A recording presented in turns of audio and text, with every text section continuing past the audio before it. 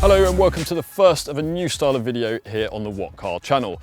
It is what it says on the tin really. The idea is we tell you 5 hopefully interesting things about a brand new car that we've got our hands on for the very first time.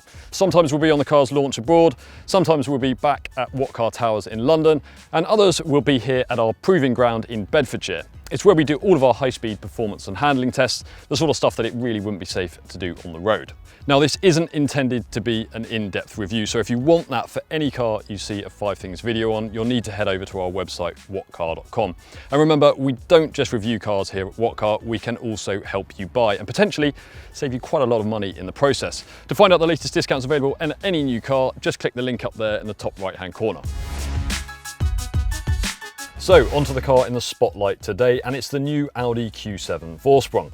Now, if you aren't familiar with the Q7, it's Audi's biggest 4x4 and it's been our favourite luxury SUV since its launch in 2015, thanks to its supremely comfortable ride, whisper-quiet cruising manners, a classy interior and 7-seat practicality. So, number 1, what exactly is the Vorsprung? Well, Audi's been using the strapline Vorsprung durch Technik, which roughly translates to progress through technology, in its advertising campaigns for decades. But this is the first time it's actually used the tag, or part of it at least, on one of its cars. Now, you can buy a Vorsprung edition of the 3-litre TDI 272 diesel or the range-topping 4-litre V8 called the SQ7. There's no Vorsprung version of the Q7 e-tron, that's the plug-in hybrid version, or the entry-level 3-litre TDI 218. Whichever engine you choose, things like the engine and the gearbox are unchanged, although if you go for the 3-litre TDI, you'll get adaptive air sport suspension. It's slightly lower than the optional air suspension that you can have on the S-Line model, so it doesn't waft you over bumps quite as brilliantly, although it's still a really comfortable car.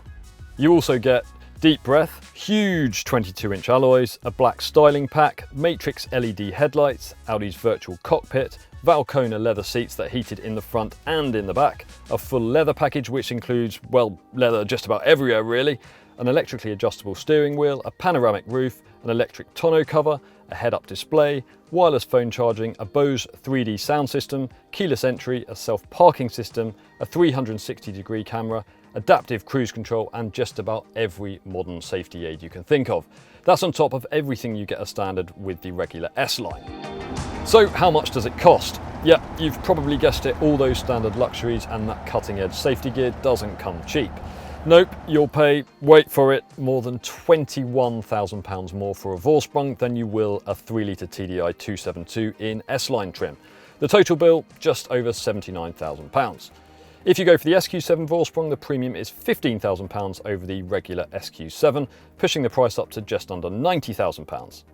It is worth remembering though that although that's an enormous amount of money, it's still less than you'd pay for an equivalent Range Rover, let alone a Bentley Bentayga. And you can already get around 8% off the price without any haggling by using our new car buying service. That's a load of cash if you're paying up front, or much lower monthly repayments if you aren't. Number 3, how fast is it? Now, if you're thinking, what is he on about? Who really cares how fast a big 7-seat SUV is? Well, that's a fair point if you're thinking about the 3-litre TDI model. I mean, performance is brisk enough, 0-60 takes about 6.5 seconds, but it's nothing to make a big song and dance about. But this isn't the 3-litre TDI, it's the 4-litre V8 SQ7, and it has nearly 430 brake horsepower. Now, we've got a mile-long straight here at our proving ground, so rather than talking too much about it, it's probably best if I just demonstrate what this car can do. So all you do is put the car in drive, put your left foot hard on the brake, right foot hard on the accelerator pedal, and then release the brake. And we're doing 60 miles an hour in 4.6 seconds. Look, there's the proof. That's as quick as a Porsche Cayman in a 7-seater, 5-metre long SUV that weighs more than 2 tonnes. That's ridiculous.